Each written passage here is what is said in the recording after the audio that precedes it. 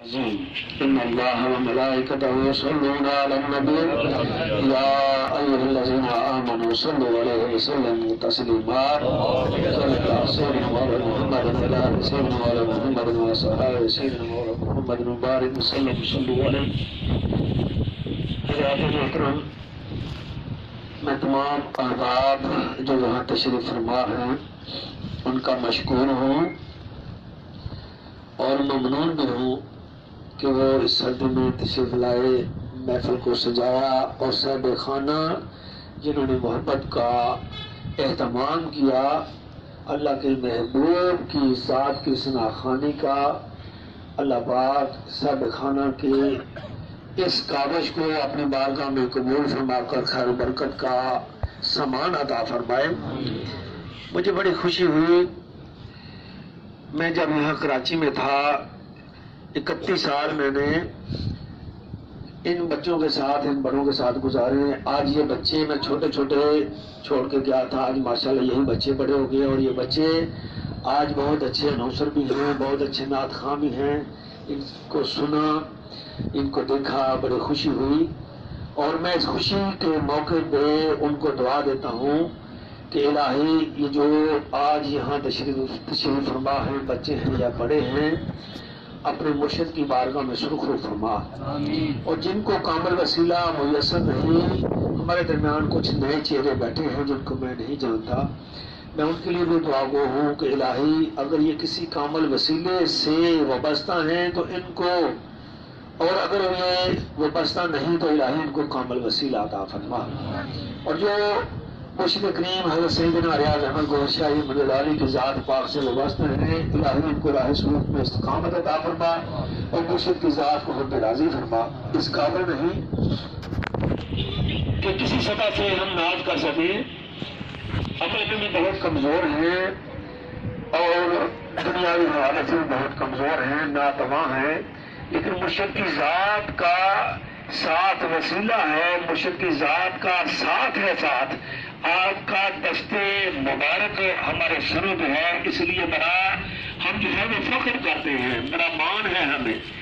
ہر اس معاملے میں، خواہ دین کا ہو خواہ دنیا کا ہو، اس لیے کہ قرآن پاک میں اللہ پاک نے اس فخر کے حوالے سے، اس مان کے حوالے سے بڑا ایک اچھا جو ہے وہ طریقہ کار بتا دیا، جو کہ آج میں بھی آپ کو طریقہ کار بتانا چاہتا ہوں. اللہ کے محبوب کا فرمان آپ کے سامنے تلاوت کیا،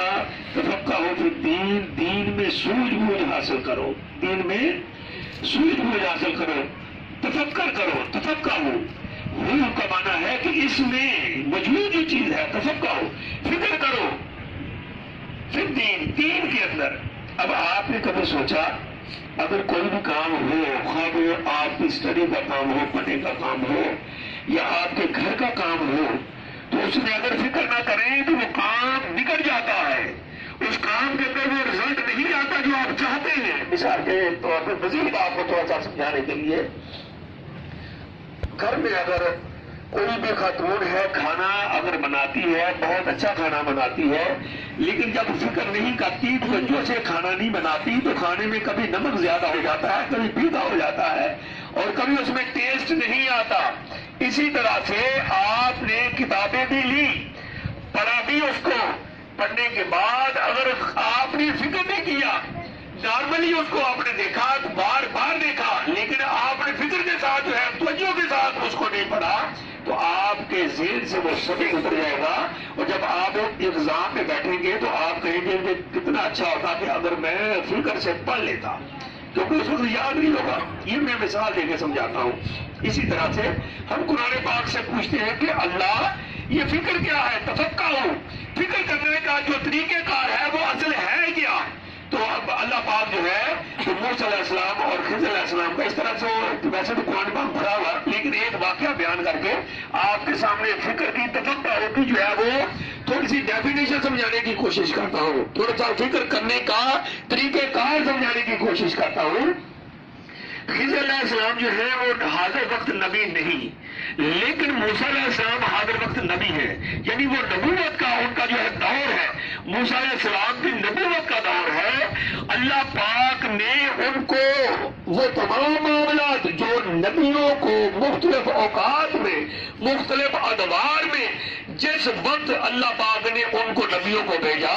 تو ان کو مختلف معاملات عطا کیے، ان کو مختلف جو ہے وہ معجزات عطا کیے، مختلف ان کو جو ہے وہ اللہ پاک نے جو ہے وہ درجے دیے۔ موسیٰ علیہ السلام کو بھی بہت سے مقامات اور بہت سے معاملات عطا کر دیے کہ جو کسی اور نبی کو نہیں دیے۔ اللہ تعالیٰ موسیٰ علیہ السلام سے ڈائریکٹ بات کرتے تھے، کوہ طور پہ جا کے اللہ پاک سے موسیٰ علیہ السلام بات کیا کرتے تھے۔ جب دل چاہتا تو موسیٰ علیہ السلام اللہ سے بات کرنے چلے جایا کرتے تھے، لیکن کیا ہوا، ایک دن اللہ پاک نے موسیٰ علیہ السلام سے کہا کہ اے موسیٰ تمہیں ابھی فکر نہیں، تمہیں ابھی وہ فکر کا انداز جو ہے وہ ابھی نہیں پتا چلا، اور میں تمہیں ایک بات بتاتا ہوں کہ جس کو اس فکر کا انداز جو ہے وہ آتا ہے، جس کو میں نے تفقہ ہوں اس فکر کرنے کا طریقہ کار بتا دیا ہے، اس کی سنگت اختیار کرو، اس کے ساتھ کچھ ٹائم گزارو تاکہ تمہیں بھی فکر کا طریقہ کار جو ہے وہ معلوم ہو سکے۔ اب پتہ یہ چلا یہ اللہ تعالیٰ کا طریقہ کار جو تھا وہ ہمارے لیے ایک سبق تھا کہ جس چیز کا نہ پتا ہو، جس کو اس چیز کا پتا ہو اس کے ساتھ مل جانا چاہیے، اس کے ساتھ اٹیچ ہو جانا چاہیے، اس کے ساتھ بیٹھنا چاہیے، اس کے ساتھ وقت گزارنا چاہیے تاکہ اس چیز کو سمجھا جا سکے۔ بات سمجھا دی آپ؟ موسیٰ علیہ السلام کو اللہ پاک نے کہا کہ خضر علیہ السلام ہے، ان کا طریقہ کار جو ہے وہ میں نے ان کو سمجھا دیا ہے، آپ ان کی صحبت میں تھوڑی دیر رہو آگے تمہیں بھی فکر کا جو طریقہ کار ہے وہ آ سکے۔ موسیٰ علیہ السلام تھوڑا سا جلالی طبیعت کے تھے، تھوڑا سا غصے والے تھے۔ جب خضر علیہ السلام اور موسیٰ علیہ السلام آپس میں ملتے ہیں تو موسیٰ علیہ السلام کہتے ہیں کہ خضر علیہ السلام کو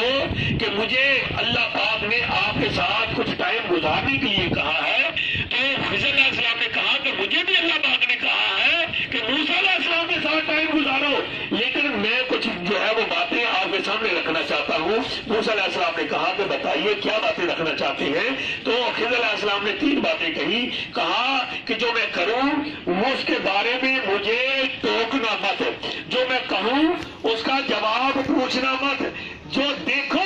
تو وہ بعد میں جو ہے اس کا میں معاملہ جو ہے وہ آپ کے سامنے بتاؤں گا، یعنی کہ میرے ساتھ خاموشی سے سفر کرنا، میرے ساتھ خاموشی کے ساتھ رہنا۔ جب طریقہ کار فکر کا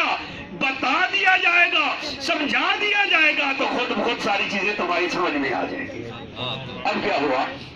آغاز ہوتا ہے، قرآن پاک کی بات کرتا ہوں، آغاز ہوتا ہے، موسیٰ علیہ السلام خضر علیہ السلام جاتے ہیں، ایک کشتی پہ سواری کرتے ہیں۔ کشتی جو ہے نئی کشتی ہے، چھوٹے سے جو ہے وہ وہاں پہ بچے بھی موجود ہیں۔ کشتی کو بچے جو ہیں وہ ملاح کی حیثیت سے چلاتے ہیں، جب صبر کر لیتے ہیں، دونوں مجھ سے بیان کر رہا ہوں اس لیے کہ ٹائم جو ہے کافی لگ جائے گا۔ اب کیا ہوا کہ جب وہ صبر کرتے ہیں دونوں،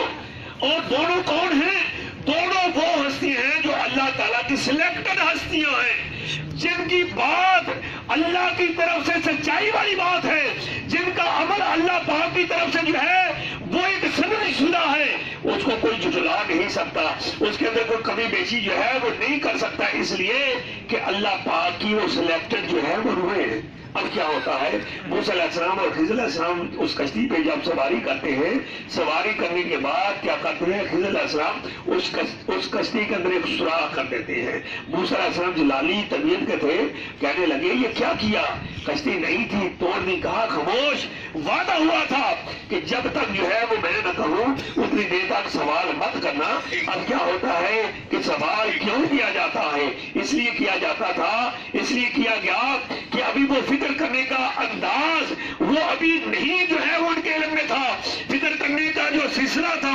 طریقہ کار جو تھا، ان کے معاملے ابھی وہ جو ہے صحیح معنوں میں نہیں سمجھ سکے تھے۔ آگے چلتے ہیں، جب ایک شہر میں جاتے ہیں وہاں کیا ہوتا ہے کہ لوگ ان کو جو ہے وہ نہیں پوچھتے۔ ایک دیوار بڑی مصیبت تھی، گری ہوئی دیوار دونوں مل کے موسیٰ علیہ السلام کو خضر علیہ السلام بلاتے ہیں، کہتے ہیں کہ اس دیوار کو بنا دو۔ موسیٰ علیہ السلام غصے سے کہتے ہیں کہ یہاں کی بستی والوں نے آپ سے معاہدہ کیا ہے، اس معاہدے پہ آپ کو قائم رہنا چاہیے۔ قصہ یہ دیوار بنائی جاتی ہے، پھر آگے چلتے ہیں، ایک بچے کو تھپڑ مارتے ہیں۔ تھپڑ کون مارتے ہیں؟ خضر علیہ السلام تھپڑ مارتے ہیں، بچے کا جو ہے وہ انتقال ہو جاتا ہے۔ جب انتقال ہو جاتا ہے تو اس کے بعد جب واپسی ہوتی ہے تو اب یہ بات تھوڑی سی جو ہے بڑے فکر والی ہے۔ اب آپ کو بھی فکر کرنے کا، آپ کو بھی جو ہے تفقہ ہوگا، ایک طریقے کا سمجھانا جو مقصود تھا اب